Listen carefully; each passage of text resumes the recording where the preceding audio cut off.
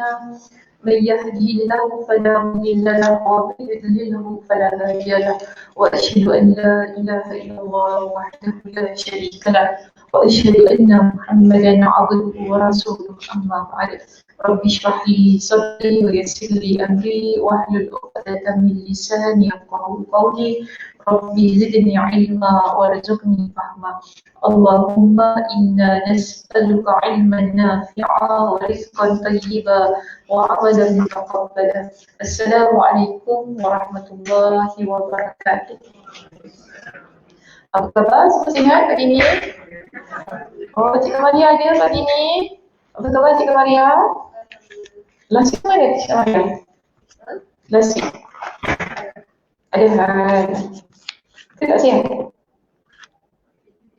50-50, okey.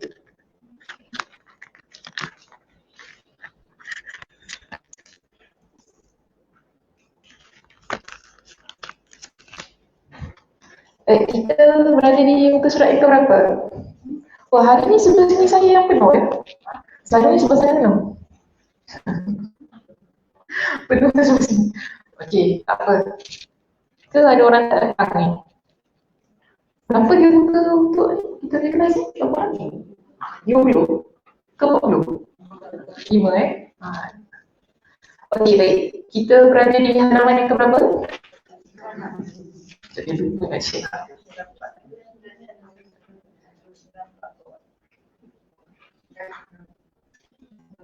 Apa dia?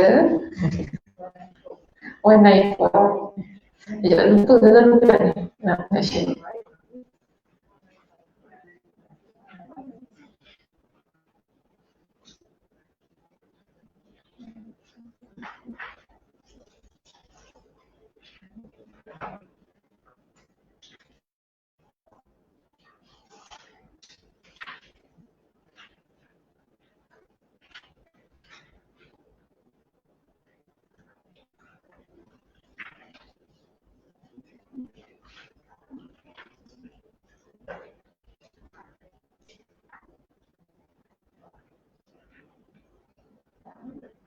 Itu sengit lah. Tak dah. Yang penting saya tak sengit lah. Okey, baik. Kita berada di muka surat 195. Okey, baik. Kita akan menyambung ya perbincangan berkenaan dengan peperangan apa? Yarmouk. Masih lagi ya, belum selesai perbincangan yang panjang itu. Baik, jadi pada pagi ini kita akan masuk ke muka surat 195 yang mana akan membincangkan tentang beberapa contoh pengorbanan dan kepahlawanan tentera Islam. Okey. Jadi pertama di sini ditampilkan kepada kita seorang sahabat Nabi SAW bernama Az-Zubair bin Al-Awwam. Disebutkan sebagai salah seorang tentera yang mengikuti perang Yarmouk. Dan beliau adalah di antara sahabat yang paling mulia dalam peperangan ini. Beliau termasuk penunggang kuda yang cekap dan pahlawan yang paling berani. Dalam peperangan ini, sebahagian dari jagoan Islam maju mendekatinya dan berkata, "Tidakkah engkau menyerbu ke dalam barisan musuh dan kami akan ikut bersamamu?" Jadi dia ni Zubair bin Al-Awwam diminta di kalangan beberapa orang yang di situ untuk masuk ke dalam pasukan musuh. Maksudnya nak serbu masuk dalam pihak musuh tu. Jadi mereka minta Az-Zubair ni menjadi orang depan lah untuk waktu mereka masuk ke dalam pasukan, serbu masuk dalam pasukan tentera Rom. Jadi Az-Zubair kata kepada mereka, kalian tidak sanggup. Jadi Zubair kata kalian tidak akan sanggup jika sekiranya aku bawa kalian masuk ke dalam pasukan tentera musuh itu tadi. Jadi mereka kata kami sanggup bertahan. Az-Zubair pun membawa mereka menyerbu ke dalam barisan musuh. Jadi kerana mereka kata mereka sanggup tadi, Zubair bin Al-Awwam mereka masuk ke dalam barisan musuh itu untuk menyerbu pihak musuh. Jadi ketika mereka mulai masuk ke dalam pasukan musuh, para prajurit yang mengajak Az-Zubair tadi tidak berhasil masuk menyerbu ke dalam pasukan. Jadi Az-Zubair ni dia masuk, dan bila dia masuk, kawan-kawan dia kat belakang tu tak berjaya masuk, tertinggal. Yang gitu. So dia seorang-seorang lah masuk dalam tu. Kat yang lain kita tinggal di belakang. Yang mana dia kata di sini, dia mengajak Az-Zubair tadi tidak berhasil untuk menyerbu dalam pasukan musuh. Sementara Az-Zubair telah menembus barisan musuh hingga keluar dari sisi yang lain. Jadi dia dah masuk, dia keluar tempat lain. Dia tengok belakang, members tak ada. Tengok keluar tak ada kan? Okay. Jadi dia tengok semua tak ada. Dia, apa yang dia buat, setelah itu dia masuk balik. Dia masuk balik dalam pasukan tu tadi. Dia cari balik kawan-kawan dia tadi yang dah tertinggal di belakang. Kemudian, dia pun ajaklah kembali, dan setelah itu dia kembali masuk dari arah hingga kembali kepada para prajurit yang mengajaknya tadi. Kemudian para prajurit tadi kembali bergabung dengannya untuk menyerbu ke dalam barisan musuh yang untuk kedua kalinya. Dan Az-Zubair kembali melakukan sebagaimana yang dia lakukan sebelumnya. Waktu itu Az-Zubair mendapat 2 luka di kedua bahunya, dan dalam sebahagian riwayat disebutkan dia mendapatkan 1 luka sahaja. Al-Bukhari telah meriwayatkan kisah yang semakna dengan ini dalam kitab sahihnya. Jadi peristiwa ini yang berlaku kepada Az-Zubair ada diriwayatkan dalam kitab sahih Al-Bukhari, yang mana Imam Al-Bukhari meriwayatkan hadis ini dengan sanad yang sahih, menyatakan tentang apa yang berlaku kepada Az-Zubair. Jadi pada masa itu ketika dia masuk ke dalam barisan tentera musuh, dia dapat 2 luka di bahunya. Dan pada masa itu ada seorang sahabat yang menceritakan tentang hal ini. Jika rujuk dalam hadisnya yang sahih, dia kata dia main-main dengan luka Az-Zubair sebab dia ada macam lubang tu. Dia kena kan? Dia kena apa tadi? Isi panah? Luka-luka. Dia macam tombak gitu. So benda tu buat macam berlubang dekat bahu dia. Jadi bila sembuh tu masih ada, namun berikan bekas berlubang. Jadi sahabat ni kata apa? Masa aku kecil, aku main dengan lubang dekat bahu dia. Ding ding ding. Dia cerita kita lah dalam kitab sahih Al-Bukhari. Dia tak cerita di sini. Tapi bila kita rujuk dalam kitab sahih Al-Bukhari, dia kata masa aku kecil, aku bermain-main dengan lubang luka yang terdapat di bahu Az-Zubair. Kesannya tu ada pada luka dia, pada bahu dia. Baik, itu kisah Az-Zubair ibn Al-Awwam. Seterusnya kita lihat di sini, kita ada kisah Mu'az ibn Jabal radhiyallahu anhu. Setiap kali mendengar suara para pendeta membacakan Injil, dia akan berteriak dan berdoa. Jadi pada masa itu kita pernah bincangkan tentang departmen-departmen yang ada semasa untuk meneruskan peperangan ini. Ada pihak di kalangan pihak tentera Rom, ada departmen yang mana diikuti oleh kalangan agamawan mereka yang mana membaca kitab-kitab suci mereka kepada tentera. Sama juga tentera muslimin, ada di kalangan mereka yang membacakan ayat-ayat Al-Quran kepada tentera untuk menaikkan semangat mereka, mengingatkan tentang ayat-ayat Allah. Jadi di sini kita dapati Mu'az ibn Jabal, dia kata apa? Bila dia dengar suara pendeta ni mereka baca kitab Injil, dia akan berteriak dan berdoa. Jadi ada doa yang dia panjatkan kepada Allah. Ketika setiap kali dia dengar mereka baca Injil ni, dia kata doanya begini Ya Allah, goyahkan kaki mereka. Okey, ada beberapa perkataan yang tidak diterjemahkan di sini. Saya baca sila tambah di kitab tu, mana-mana yang tertinggal Ya Allah, goyahkan kaki mereka. Setelah itu, ada satu lagi doanya yang saya tak pasti, mungkin dia typo ke ataupun dia memang sengaja tinggalkan doa itu. Cuma ada satu lagi doanya, letakkan ketakutan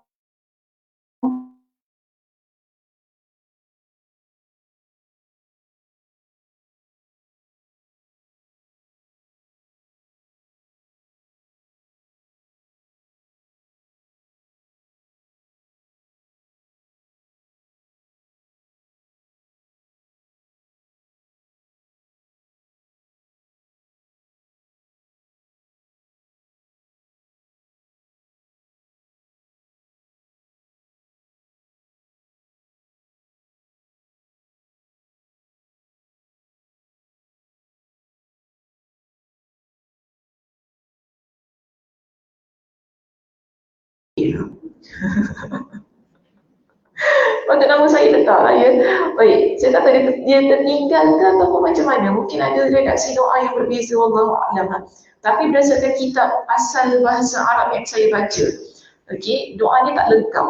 Jadi tadi kan, ya Allah goyahkan kaki mereka, kita tambah lagi satu doa, letakkan ketakutan dalam hati mereka.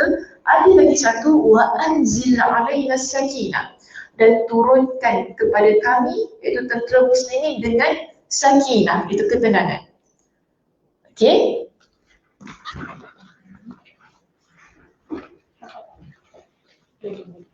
Kenapa? Kenapa? Ada ni ya? Tak dengar. Internet tak kuat. Habis nak kena berhenti kejap.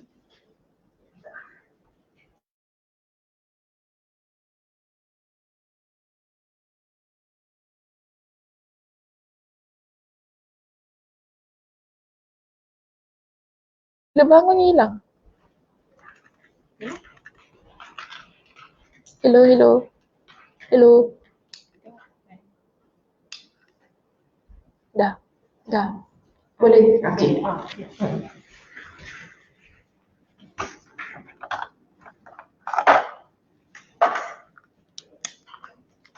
Tadi apa doanya? Ya Allah, goyahkanlah kaki mereka kan? Kemudian tambah apa? Letakkanlah ketakutan dalam hati mereka.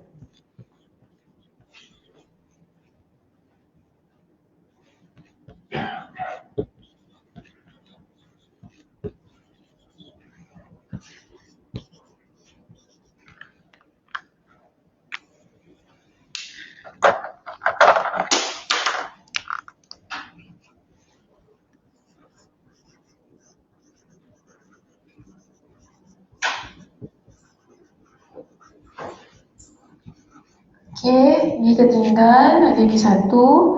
Dan turunkanlah ketenangan kepada kami.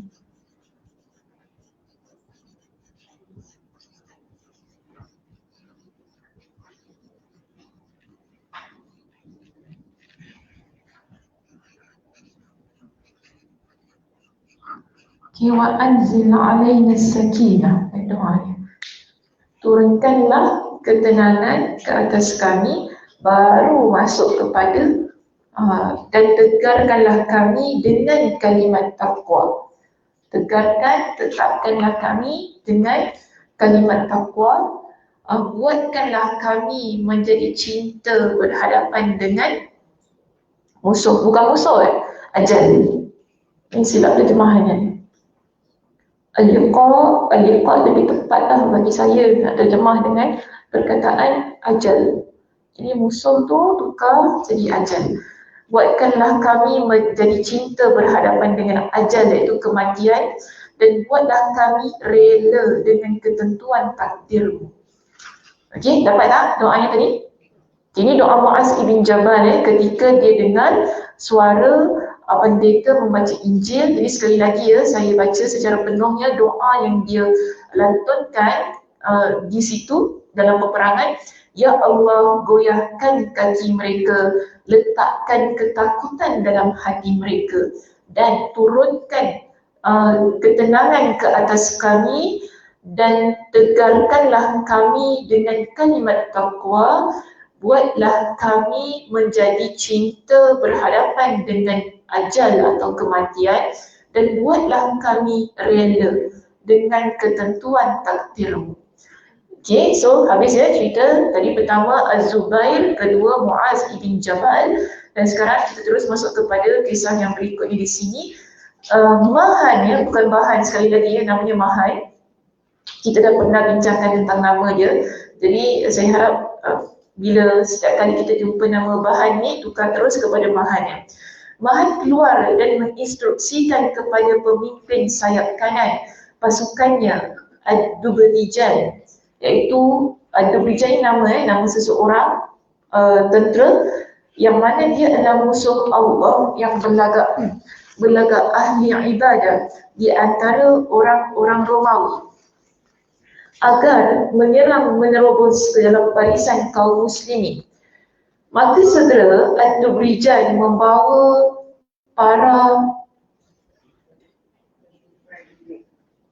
para prajuritnya untuk menerobos pasukan kaum muslimin yang berada di sayap kanan. Sayap kanan, kini sayap kanan tentera muslimin ya, ditempati Bani Al-Azd, Mazhaj, Hadramaut dan Khawlan yang tetap tegar menghadapi serangan musuh hingga mereka berhasil membendung arus musuh yang ingin menerobos sayap kanan pasukan kaum muslimin. Jadi keempat Bani ataupun pasukan ini, itu Bani Al-Azd, Mazhaj, Hadramaut dan Khawlan, mereka ni dia mempertahankan sayap kanan tentera muslimin pada masa itu.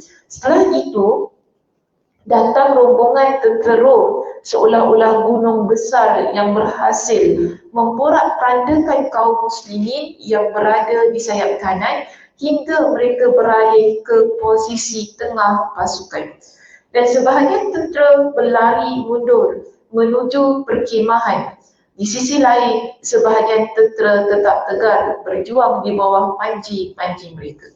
Tak lama kemudian, mereka saling memanggil agar kembali ke medan laga hingga mereka berhasil memukul mundur kembali pasukan Rom yang menyerang mereka. Pasukan Rom tidak dapat mengejar tentera Islam yang lari. Adapun pasukan wanita ketika melihat ada prajurit Islam yang lari, mereka segera membuat apa tu? Mereka segera menyambut, bukan sambut apa? Sambut untuk pukul mereka dengan kayu-kayan ataupun melempari mereka dengan batu-batu hingga mereka kembali ke medan pertempuran. So ini tugas kaum wanita dalam peperangan pada masa itu. Jangan lari. Kalau lari kita pukul. Jadi orang perempuan ni dia pergi balik masuk kan. Masuk dalam medan perang tu. Jadi diorang pun pergilah sebab dah kena lempar dengan batu tu. Tak ada tempat nak lari. Sebab tu tak silap saya wanita letak tengah-tengah kan. Ingat tak? Bila ada position tu, dia letakkan wanita kat tengah-tengah. Jadi kalau tentera muslimin nak lari tu, diorang tengah-tengah ni diorang tahan, jangan lari. Masuk balik. Macam itu disambut dengan kayu-kayu tadi kan, dia pukul. Baik, seterusnya di sini ya, kita ada Ikrimah bin Abu Jahal. Dia kata apa dalam peperangan ini? Aku pernah memerangi Rasulullah SAW di dalam beberapa peperangan. Lantas apakah hari ini aku berlari dari kalian? Kemudian dia berteriak memanggil siapa yang berani membaiatku untuk mati. Maka segera pakciknya Al-Harith bin Hisham mendekatinya dan membaiatnya. Setelah itu diikuti pula oleh Dirar bin Al-Azur membawa 400 pasukan dan penunggang kuda. Mereka bertempur mati-matian di depan kemah Khalid hingga seluruhnya terluka dan sebahagian dari mereka tewas terbunuh. Dan di antaranya adalah Dirar itu sendiri, itu Dirar bin Al-Azur. Jadi Ikrimah ni bila dia lihat tentera pihak Rom datang macam gunung tadi kan. So dia berikan satu ungkapan kata yang mana dia kata gini, dulu dia pernah perang Nabi. Jadi adakah pada hari ini wajar untuk dia melarikan diri dalam peperangan itu? Maknanya dia kena tebus baliklah apa yang pernah dia buat. Itu maksud dia ya. Dia nak tebus balik apa yang pernah dulu dia buat, yang masa ketika dia belum memeluk agama Islam, dan pada masa itu dia menentang tentera muslimin. Jadi sekarang ni masa dia ada peluang, masa itulah dia nak balas balik apa yang telah dia lakukan dulu. Maksudnya dia nak tebus balik, bukan balas, tebus balik. Jadi dia nak berjuang untuk tentera muslimin. Sebab itu dia kata gini kan, adakah sesiapa yang nak bai'ah untuk dia mati? Macam tu kan. Siapa nak bai'ah kalau dia mati? Jadi ramailah di situ, sebenarnya mereka ni semua adalah orang yang berani mati lah kita kata. Maka mereka antaranya pakcik dia tu ada Haris tadi, dekati dia dan membai'ahnya. Lalu datanglah tentera yang dibawa oleh Dirar bin Al-Azul, iaitu sejumlah 400 pasukan. Ya, 400 pasukan penunggang kuda dan penunggang kuda. Akhirnya mereka tu dikatakan bertempur mati-matian sehingga Dirar bin Al-Azul itu juga mati syahid dalam peperangan ini. Baik, seterusnya kita ada satu riwayat daripada Al-Waqidi. Ya, Al-Waqidi ini di kalangan ulama sejarah, sejarah Muslim. Bukan di kalangan sahabat lah, dia di kalangan ulama yang dikenali sebagai meriwayatkan hadis-hadis berkenaan dengan sejarah dalam kitab-kitab sejarah. Cuma kadang-kadang riwayatnya dilihat sebagai riwayat yang tidak berapa kuat lah di kalangan ulama hadis, kebiasaannya. Baik, Al-Waqidi serta lain-lainnya menyebutkan bahawa ketika mereka dalam kondisi sakarat, disebabkan luka-luka yang banyak, mereka meminta air. Jadi di kalangan tentera muslimin ini, pada masa itu ya, ada di kalangan mereka yang tengah sakarat. Sakarat ni macam mana dia cakap? Macam tengah nyawa ikan. Ya, dengan luka-luka dekat badan yang begitu banyak kan. Dalam keadaan begitu, mereka ni minta air. Jadi diberikan air kepada mereka. Ketika dibawakan kepada mereka air, dan air tersebut didekatkan kepada salah seorang dari mereka, dan dia melihat temannya yang lain, kemudian apa dia kata, berikan air ini kepadanya. Tatkala air akan diberikan kepada temannya tersebut, dia juga melihat kepada temannya yang lain sambil berkata, berikan air ini kepadanya. Mereka saling mendahulukan sahabatnya hingga akhirnya seluruhnya tewas, dan tidak seorang pun yang sempat minum air tersebut. Semoga Allah merahmati mereka. Semoga Allah meridai mereka dan merahmati mereka ini di kalangan syahid. Kita lihat beginilah, tentera Muslim ini di kalangan tentera Islam yang tidak mementingkan diri sendiri, ramai yang terluka pada masa itu. Tapi bila mereka ni nampak air tu kan, bila nak letak air kat mulut, dia tengok kawan dia kat sebelah kan. Kawan dia kat sebelah pun macam dia kata bagi kawan saya lah minum dulu. Kawan sebelah ni bila tengok kawan sebelah macam dia juga, bagilah kawan saya kat sebelah. Akhirnya semua tak minum air, semua mati sebab tak sempat minum air tu. Tak sempat, sebab saling berikan kepada kawan kat sebelah tu. Akhirnya bila air itu dijalankan, nak bagi kawan semua suruh bagi dulu. Lepas tu dah sampai last lah, orang ni yang luka-luka tu tak sempat lah. Sebab apa? Semua meninggal, mati syahid. Tapi kita lihat bagaimana mereka ni kan. Mungkin kita tak sampai tahap beginilah. Kita kalau kita sakit ke apa, kita mesti akan aku dulu. kita nak hidup dulu kan. Kita akan bagi saya dulu. Bila nampak air kita akan minum dulu. Kita tak fikir kawan kita kat sebelah ni kawasan, atau kawan kita kat sebelah memerlukan rawatan ke apa kan. Tapi tentera Muslim ni Masya Allah tabarakallah. Ini kita bagi sebagai satu bentuk yang keistimewaan yang mungkin tidak ada pada orang lain. Bila dia nampak kawan dia kat sebelah tu, tak apalah, bagi kawan saya lebih perlukan daripada saya. Sedangkan dia memerlukan tu.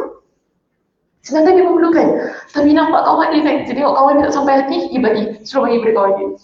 Yang ni pun sama juga, dia tengok kawan dia semua belum minum air lagi, ya Allah. Kawan kita tak minum air lagi, dia tengok macam teruk je, tak apalah bagi. Dah semua suruh pas pada dia. Akhirnya kita lihat, tak ada orang yang minum air dah pada masa tu kan. Semua meninggal lah, semua mati syahid sebab tak sempat minum air. Yang padahal masing-masing memerlukan air itu tadi. Okey, baik. Seterusnya kita lihat di sini. Disebutkan bahawa yang pertama kali terbunuh sebagai syahid dari pasukan kaum muslimin adalah seorang lelaki yang mendatangi Abu Ubaidah dan berkata, "Aku telah mempersiapkan diriku untuk mati. Apakah ada hajatmu yang akan aku sampaikan kepada Rasulullah?"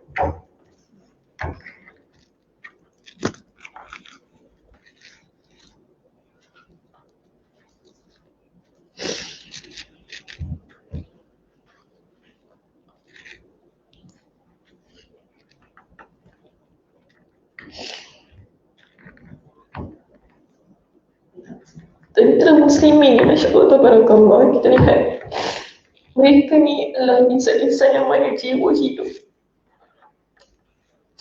Jiwa mereka tak pernah gentar untuk mati, untuk berjuang atas jalan Allah Subhanahu wa Ta'ala. Bukan mudah kita nak ada jiwa seperti para sahabat. Mereka yang hidup, yang pernah jumpa Nabi, yang pernah hidup pada zaman sahabat radhiyallahu anhu. Jiwa mereka tak pernah gentar dengan kematian, yang mereka sanggup berjuang atas agama Allah ini dengan nyawa, dengan darah. Tidak ada galang ganti kalau kita lihat kisah-kisah para sahabat. Jadi mereka ni, kalau kita lihat, sampai sanggup ucap perkataan-perkataannya yang mana dia betul-betul dia kata bersiap sedia untuk mati. Apakah ada hajatmu yang akan aku sampaikan kepada Rasulullah SAW? Jadi Abu Ubaidah ketika dia dengar seorang lelaki ni, cuma tak disebutkanlah siapa lelaki ni, nama dia. Abu Ubaidah ni kata, dia sampaikan salamku kepada baginda dan katakan kepada Nabi, "Wahai Rasulullah, sesungguhnya kami telah menemui kebenaran."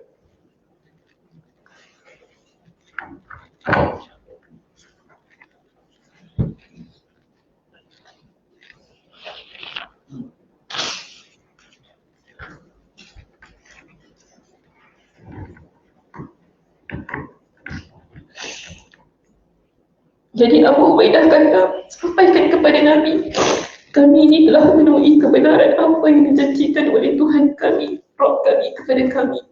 Maka setelah itu lelaki ini maju menyerbu pasukan musuh hingga terbunuh. Semoga Allah merahmatinya. Jadi pada hari itu setiap kelompok begitu tegar yang berjuang di bawah panci masing-masing. Di kalangan sahabat ini mereka berperang, Masya Allah, Tabarakallah, dengan keadaan jiwanya tegar, kuat, dan di bawah bendera masing-masing, iaitu di bawah pasukan masing-masing, hingga pasukan Rom berputar-putar seperti penumbuk gandum. Mereka tidak dapat melihat dalam peperangan yang rumit ini kecuali kepala-kepala yang berterbangan, tangan-tangan ataupun jari yang terputus di tempat itu. Setelah itu Khalid beserta prajurit berkuda yang bersamanya masuk ke sayap kanan pasukan Islam yang pada masa itu diserang musuh dengan begitu hebat hingga berhasil memukul mundur musuh hingga ke bahagian tengah. Jadi dalam peperangan ini, penyerangan ini, Khalid berhasil membunuh 6,000 dari tentera musuh. Beliau berkata, demi Allah yang jiwaku berada di tangannya, sesungguhnya kesabaran dan kesungguhan musuh telah sirna sebagaimana yang kalian lihat, dan aku berharap agar Allah dapat memberikan kepada kita kesempatan menghabisi mereka. Setelah itu Khalid menyerbu mereka dengan membawa 100 pasukan berkuda menghadapi 1,000 pasukan Rom hingga berhasil memporak-porandakan pasukan musuh. Ketika itulah prajurit Islam menyerang dengan serentak pasukan Rom dan membuat mereka lari kucar kacir. Ketika itu pasukan kaum muslimin dengan berleluasa mengejar dan menghabisi mereka tanpa had, tanpa ada perlawanan sedikit.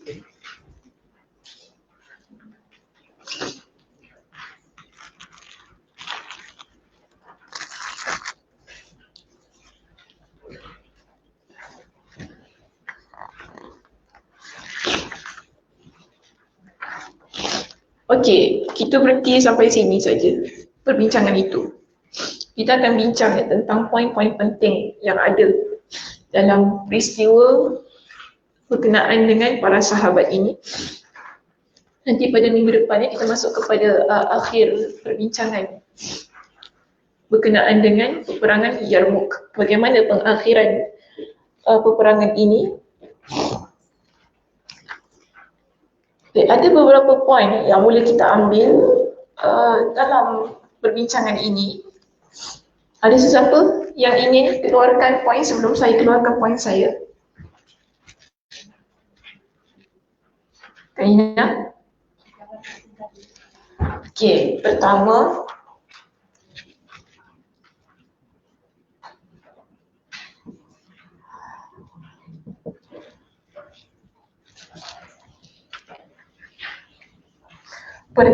jangan pentingkan diri sendiri.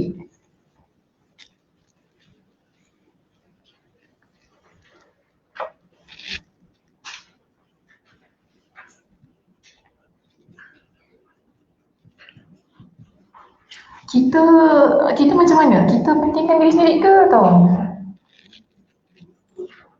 Ha? 50-50 juga? 50-50? Saling bantu-bantu? Waktu nak kasih air tu kan? Saling bantu-bantu. Jadi itu ada kaitan dengan tidak pentingkan diri sendiri. Tapi kalau kita macam mana dalam hidup kita, real life, our real life macam mana? Hidup kita adakah kita ni pentingkan diri sendiri? Tidaklah. Oh, betul. Saling bantu-membantu. Itu mesti ada dalam diri kita. Mesti United. SG United, bukan Manchester United. Macam bola ya, tak ada. Saya tak minat bola. Kalau Ustazah Ustaz mungkin lah ya. Ni Ustazah nak apa? Tak tahu bila saya dengar apa.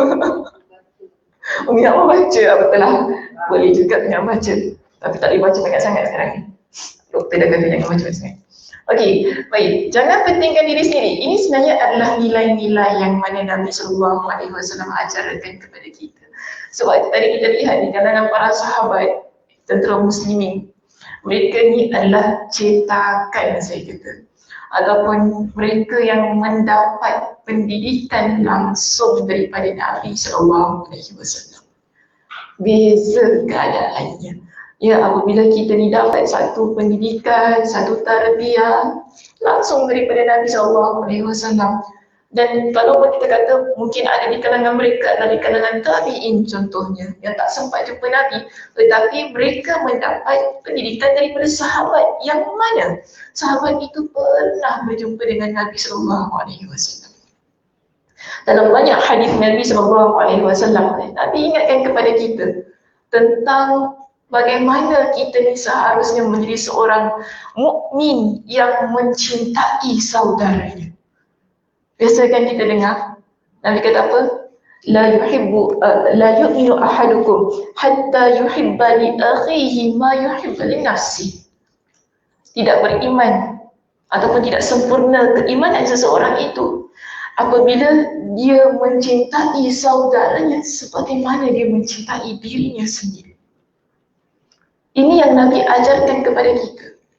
Maka sebab itu kita tak hairan itu yang berlaku di kalangan mereka. Cinta kepada saudaranya, sahabatnya, sehingga mereka ni tak memikirkan tentang diri mereka sendiri. Yalah, kalau kita rasa kita memang perlukan air tu tadi kan. Kawan kita juga perlukan air. Sebab tu kita dulukan dia. Sebab kita tahu apa yang kita perlukan, dia juga perlukan. Ya, that's why Nabi kata apa? Ini kita panggil sebagai ciri ataupun tanda diri kita ni adalah seorang beriman ataupun tidak. Antaranya ialah bila kita ni mampu mengasihi saudara kita sebagaimana kita kasihi diri kita sendiri. Yang mana nilai-nilai ini semakin hari dia semakin terhakis daripada diri kita. Nilai-nilai ini semakin hari semakin terhakis daripada diri kita. Ramai antara kita yang lebih fikirkan diri sendiri. Sebab apa? Saya tak salahkan juga lah, sebab kita hidup dalam satu keadaan yang mana penuh dengan keakuan. Kan kita pentingkan, nah aku lah, aku tak payah sibuk macam keadaan hidup kita, kebiasaannya. Kita tak suka dalam keadaan yang mana orang lain sibuk pasal diri kita dan sebagainya. Jadi saya ambil balik hadis tadi riwayat Imam Al-Bukhari dan juga Imam Muslim. Nabi kata apa? La yu'minu ahadukum.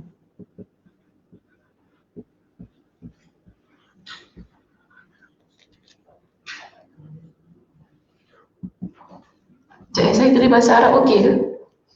Okey? Ke nak dari bahasa Melayu? Dari bahasa Melayu dah senang. Dua-dua boleh? Nanti kan, alamak dari bahasa Arab pula Ustazah ni. Okey, kita tulis dua kali je ni. Okey? Tidak sempurna, Nabi kata apa? Tidak sempurna keimanan seseorang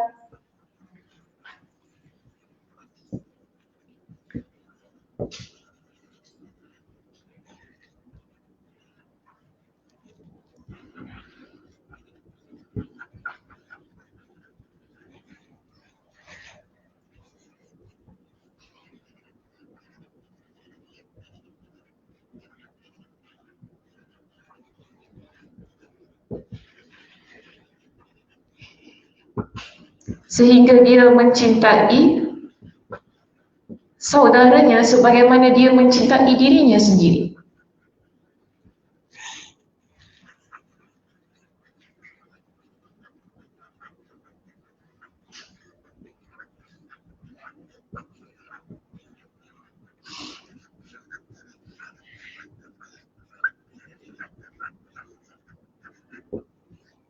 Hadis riwayat Imam Al-Bukhari dan juga Imam Muslim.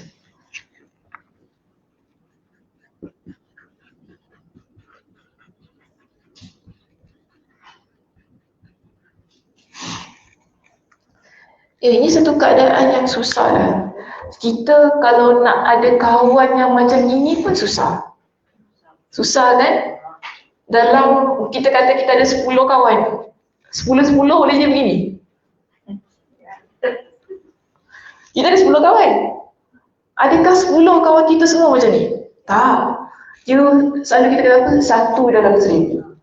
Satu dalam 1000. Tetapi pada zaman Nabi, pada zaman sahabat, ramai yang begini. Ramai. Sebab tu tadi kita nampak contohnya. Yang kita baca tadi contohnya. Yang mana menunjukkan bahawa mereka saling mementingkan antara satu dan yang lain.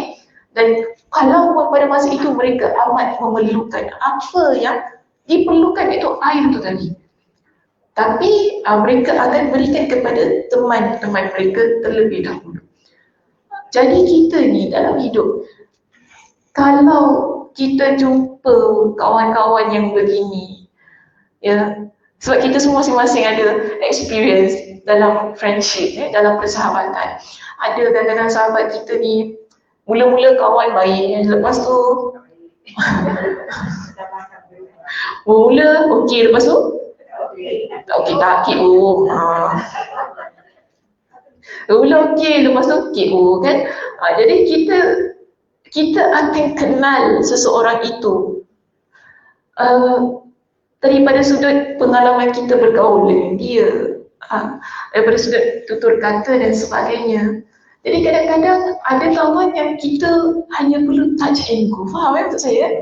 Ada kawan kita just touch and go. Hati-hati. Tak semua kawan boleh jadi sahabat. Tak semua kawan boleh jadi sahabat. Sebab tu beza kawan dengan sahabat ni. Bila kita kata sahabat, dia betul-betul yang mana boleh susah senang dengan kita. Kalau kita nangis, dia nangis sama dengan kita. Kalau kita happy, dia happy sama dengan kita. Tapi ada kawan kalau kita nangis, dia bodoh je dah. Bodoh je, tak kisah pun. Dia kata, nangis-nangis sama aku, bukan aku kena kan. Tapi ada kawan, Masya Allah, Barakallah. Ya, dia boleh duduk dengan kita, dia boleh dengar cerita kita daripada A sampai Z. Dia pun boleh nangis sama dengan kita. Ada kawan begitu. Ini kawan yang sukar untuk dicari ganti kalau sekiranya pergi. That's why kita kena pegang baik-baik. Ataupun kita kena jaga baik-baik kawan yang begini. Ya, yang mana dia boleh sayang kita macam mana dia sayang diri dia sendiri. Susah. Namun itulah yang kita inginkan. Sebab ia adalah ciri keimanan yang ada pada diri seorang Muslim. yang betul-betul Nabi sebutkan tentang kesempurnaan keimanan itu tadi. Dalam hadis yang lain Nabi kata apa? Al-muslimu akhul muslim. Seorang muslim dengan muslim yang lain adalah saudara. Okey, adalah saudara. Yang Nabi kata, dia terlindung banner dekat lebih sini. Yang mana Nabi kata, kalau kita anggap saudara kita itu tadi sebagai saudara kita, maknanya muslim tadi sebagai saudara kita, ada 3 perkara yang kita tidak buat kepada dia. La yazlimuhu wa la yahqiruhu wa la yakhzuluhu. Maaf tadi. La yazlimuhu wa la yazlimuhu wa la yakhzuluhu wa la yahqiruhu. Ada 3 perkara yang kita tak buat. Satu, Nabi kata, seorang muslim dengan muslim yang lain dianggap sebagai saudara, yang mana kita tidak akan apa? Satu, kita tidak akan zalimi dia.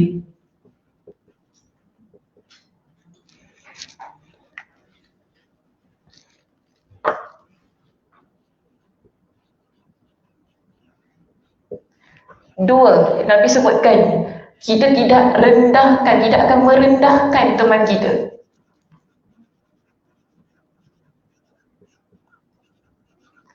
Tiga, tidak menghina teman kita.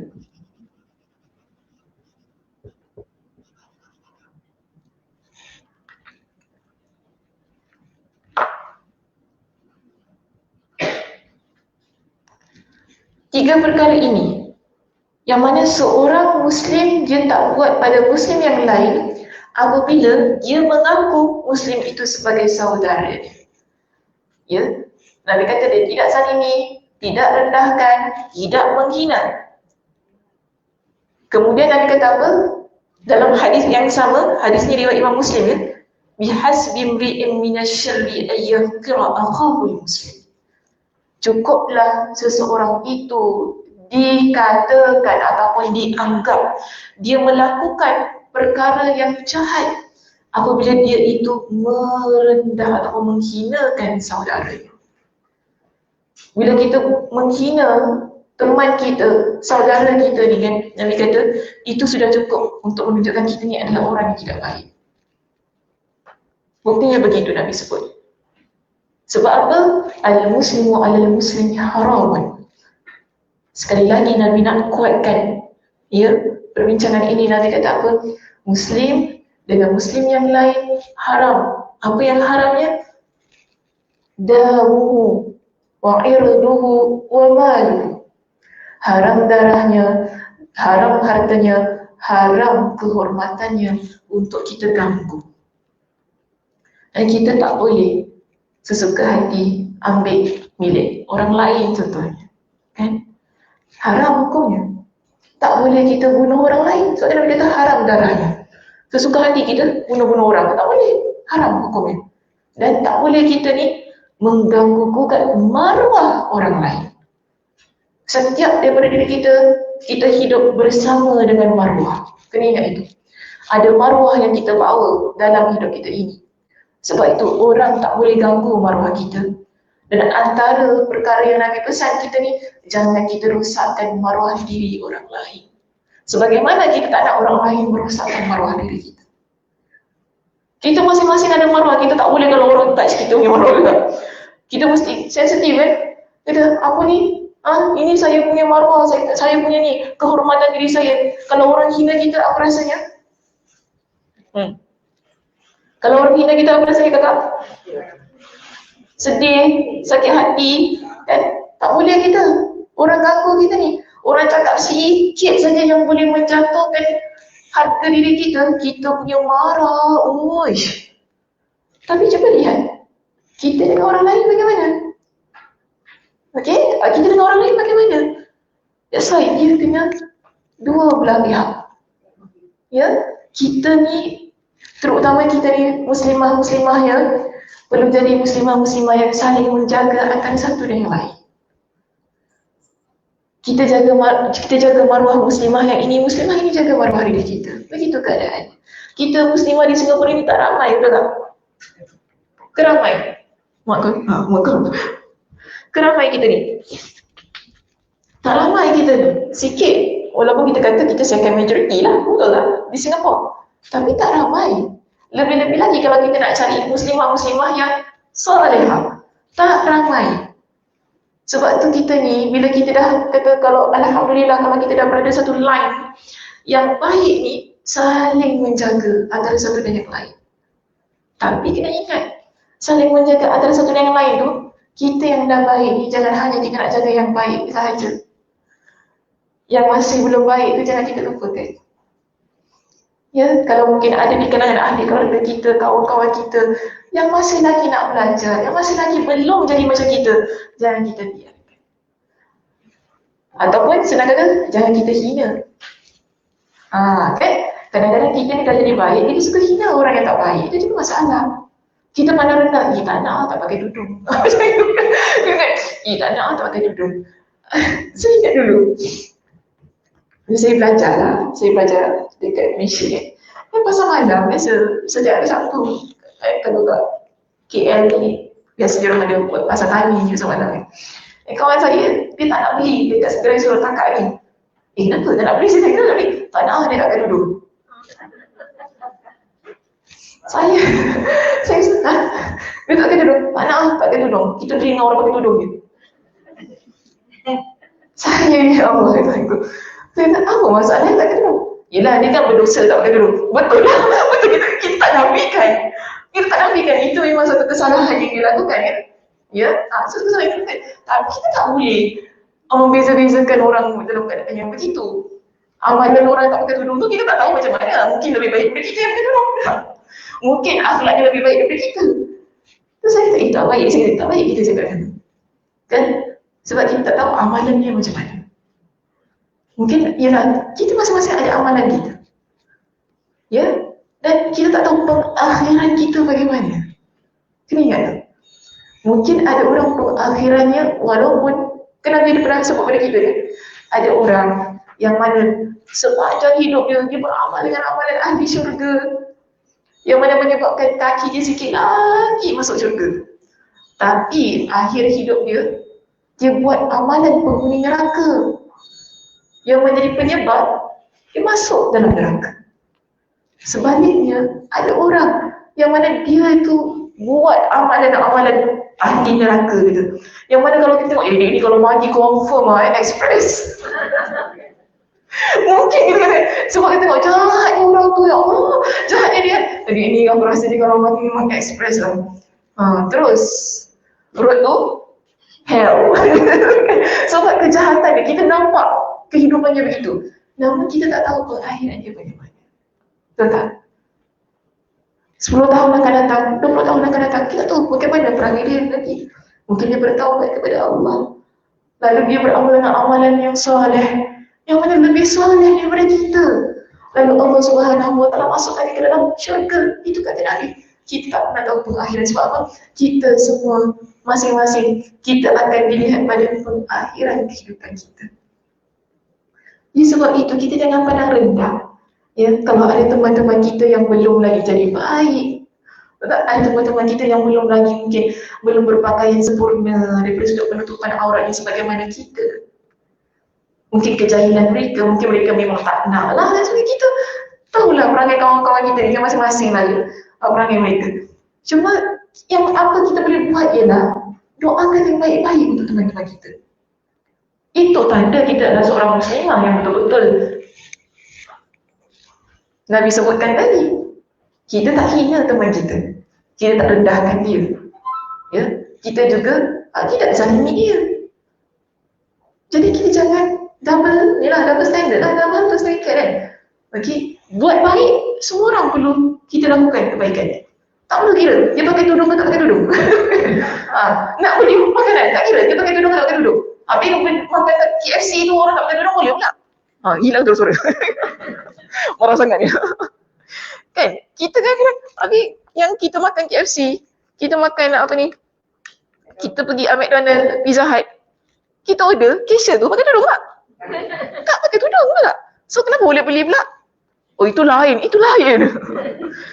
Apa yang lainnya tak lain? Sama aja keadaan tu kan. So, apa masalahnya? Kalau beli KFC boleh, orang tak pakai bidung. Tapi kalau orang buka-buka gerai itu tak pakai bidung, tak nak beli. Tak boleh sedemikian. Padahal orang kita, kan? Orang Islam kita. Mudah-mudahan gini, kita lihat gini ya. Kadang-kadang, orang-orang yang begini, kalau kita ni, tunjukkan kita support mereka ni kan. Tapi bila mereka buat benda baik, bukan buat benda jahat tau. Kalau macam, bukan buat benda jahat jangan, kalau orang buat benda jahat, jangan support. Kalau dia buat benda-benda yang jahat, yang dia bangga dengan kejahatannya, memang kita, of course, kita tak support benda tu. Kita memang tak redha. Ya, bila dia buat benda jahat, benda yang melanggar syariat. Tapi sekarang mungkin dia berniaga. Mungkin dia goreng mi. Contoh kan? Dia goreng mi dia. So, mi tu halal. Kita tak kata. Ustazah, kita tengok. Diri dia sendiri tak halal. Adakah orang bagi kita tak lalu? Pernah dengar tak macam itu? Cuba tengok diri dia. Diri dia sendiri tak halal. Lepas tu mi dia halal ke? Mana kita boleh cakap sedemikian? Ya Allah. Kadang kita manusia pelik juga. Kan? So, kalau diri dia sendiri tak halal, macam mana bahan-bahan yang digunakan? Mungkin dia pun tak kisah halal ke tak bahan-bahan tu. Mungkin ada orang kata begitu. Ya, ada orang berikan satu pendapat yang sedemikian. Ya, kita boleh meragui semua tu. Saya tak kata tak boleh. Boleh saja. Kita fikir tentang, betul juga muka dia pun tak halal. Apa tak lagi bahan-bahan ni. Kalau dia sendiri tak jaga muka, masa tak jaga muka tu maksudnya dia pakai benda-benda yang Allah larang lah apa kan. Dia sendiri tak jaga, macam mana? Adakah ada kisah dengan makanan yang dia buat? Betul, memang ada orang begitu keadaannya. Tapi jangan kita suuzon sangat. Ya, kalau kita nak beli, beli. Kalau tak nak beli, sudah. Gitu je. Simple. Very simple hidup ni. Nak beli, beli. Kalau tak nak beli, sudah. Jangan kita cakap yang merendahkan, memburukkan. Bimbang dia jadi fitnah. Kalau jadi fitnah, kita dosa. Betul tak? Jadi fitnah, kita dosa. Orang tu mungkin muka dia tak halal kan? Mungkin muka dia tak halal. Yalah, dia cukur ke apa kan? Dia pakai makeup tebal-tebal kan? Kita pun tengok, muka dia kan? Kita tengok macam itu. Tapi mungkin dia tahu dia nak bagi makan orang Islam. Betul tak? Dia nak bagi makan orang Islam, takkan nak letak benda-benda yang tak halal. Mungkin sedemikian dia kata. So senang gini, kita kalau nak beli, beli. Tak nak beli, sudah. Tak nak beli, jangan cakap yang bukan-bukan. Jangan guna perkataan yang menghina, jangan rendahkan dia. Sebab kita tak tahu, tadi saya kata kita tak tahu dia amalannya bagaimana dan seterusnya. Yang penting adalah doa yang baik-baik lah. Sudah, kalau kita nampak benda-benda mungkar ke benda-benda, doa baik sudah. Begitu. Jangan kita ucap benda-benda yang merendahkan ataupun benda-benda yang menyakitkan dia. Nak cakap depan-depan dia, awak punya muka pun tak halal. Begitu. Dahsyat kita ni ya. Muka awak pun tak halal. Okey, boleh masuk kepada poin yang kedua jika sekiranya ada. Hilang. Ada tak? Siapa-siapa nak beri poin yang kedua? Okey, okey cik. Ada siapa nak berikan saya poin yang kedua? Ya, silakan. Fokus pada niat. Fokus pada niat. Kisah yang bagaimana? Misalnya masa kita nak perang tu kita niat Allah. Okey. Jadi fokus pada fokus pada niat. Ataupun boleh tak kalau kita cakap apa ya? Jangan saya lupa. Okey, apa niat mereka tadi Kak Nom? kerana Allah. Kerana Allah.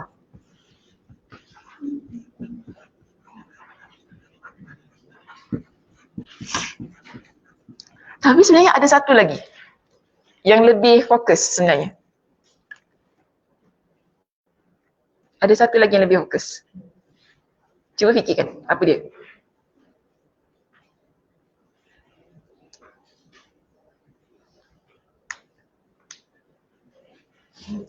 Ada satu lagi poin yang lebih fokus.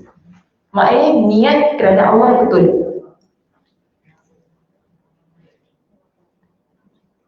Jihad. Oh. Jihad, yes, jihad. Jihad, betul lah jihad. Okey. Ada lagi satu?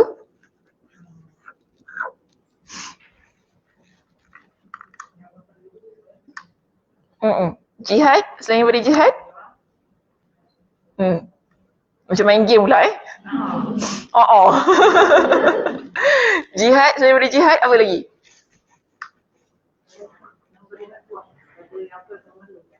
Memberi, itu dah kita bincang. Memberi bantuan kepada yang memerlukan. Okey, dah saya malas nak main game ni. Jihad, okay. Niat kerana Allah, keluar berjihad tadi kan niatnya kerana Allah. Kemudian kita lihat di sini. Para sahabat ni, mereka adalah insan yang tak takut pada kematian. Banyak kan kisahnya, tadi kita baca. Kerana niat mereka tadi adalah kerana Allah. Jadi pergi berperang, musuh ramai macam mana pun, adakah itu menggugat keberanian diri mereka? Tidak. Bahkan mereka adalah insan yang berani untuk berjuang di jalan Allah secara bermati-matian tu. Kalau mati pun mereka tak kisah. Ya, sebab begini. Nabi SAW ada sebutkan dalam sebuah hadis yang lain berkenaan dengan kekuatan tentera ataupun kekuatan orang Islam pada beberapa keadaan. Di sini kalau kita lihat, Nabi pernah beritahu kepada seorang sahabat. Ya, Nabi kata apa? Antum yawma izin kathir walakinnakum utha'un ka'utha'is sayri.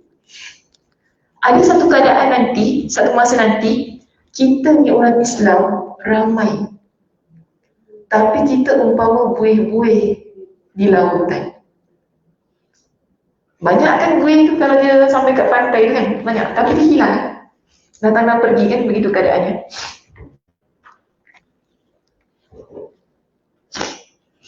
Jadi Nabi kata apa? Wala yanza'anna Allahu min suduri aduwikumul mahaba. Allah akan tarik rasa takut daripada hati musuh kamu terhadap kalian. Musuh tak takut lagi kepada kita. Pihak musuh melihat kita ni sebagai tak ada apa-apa, walaupun kita ramai.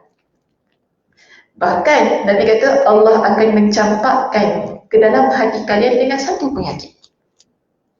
Penyakit apa? Wahan. Al-wahnu. Jadi sahabat tanya, apakah yang dimaksudkan dengan al-wahan? Nabi kata hubbud dunya, iaitu cinta kepada dunia, wa karahiyatul maut, dan takut mati. Itu dua perkaranya. Bila jiwa kita dipenuhi dengan cinta dunia yang melampau-lampau, ia akan buat kita takut pada kematian untuk tinggalkan dunia itu. Berbeza dengan para sahabat yang pergi berperang ini. Mereka adalah di kalangan insan yang mana tidak takut meninggalkan dunia. Sebab itu mereka boleh pergi berperang dengan meninggalkan wasiat, bahkan berbaiat untuk mati dalam peperangan. Beza kita hari ini. Kita hari ini, jiwa kita penuh dengan cinta dunia. Kita hidup-hidup ni, kita fikir, ni kalau aku mati ni rumah aku bagi siapa?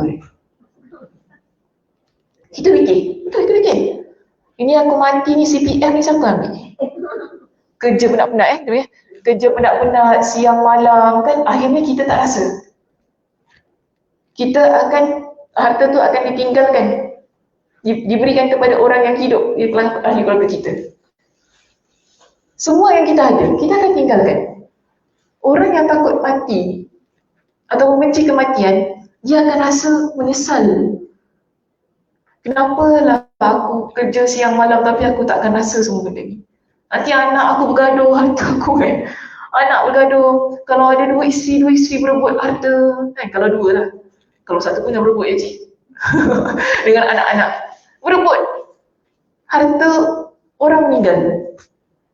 Kita sebelum kita mati tu, kita dah fikir macam-macam tentang dunia. Keadaannya sedemikian. Tapi, kalau orang yang dia lihat dunia ni biasa-biasa saja, kan, tak apalah, nak tinggalkanlah. Harta ni menjadi satu benda yang diinfakkan untuk ahli keluarga, untuk waris. Begitu.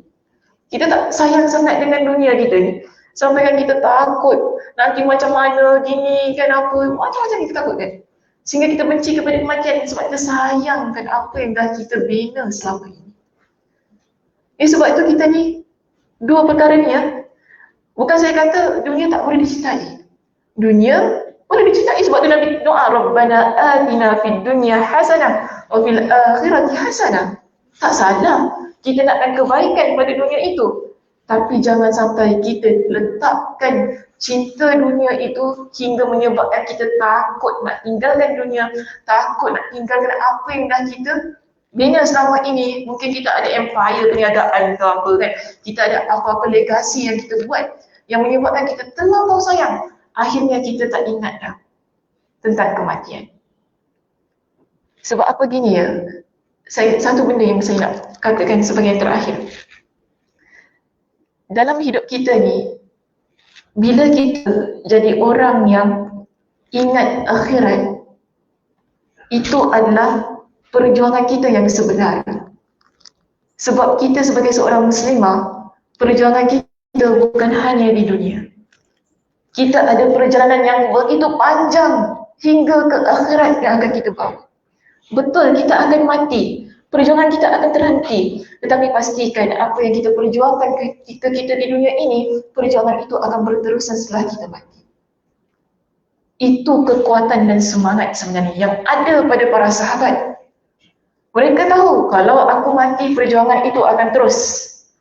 Semangatnya, pahalanya akan terus sampai ke akhirat. Sebab itu tak takut. Tapi kalau bayangkan, kita cuma fikir tentang dunia sahaja, kita akan rasa bila kita mati, semua stop. Tidak ada penerusan tu tadi.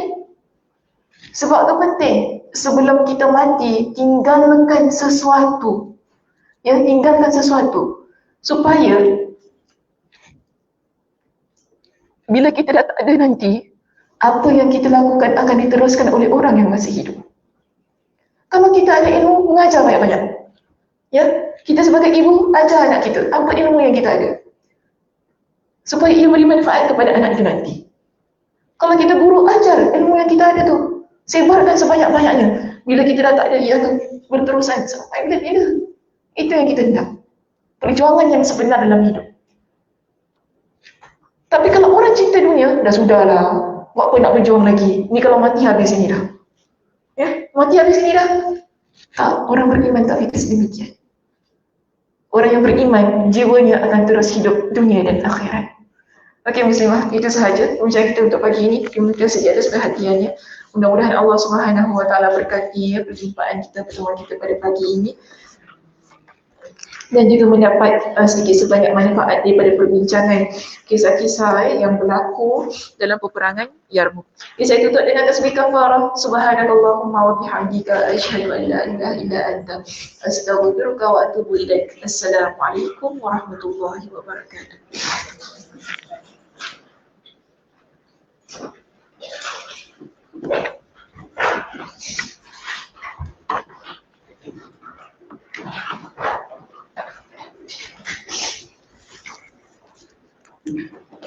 Thank you.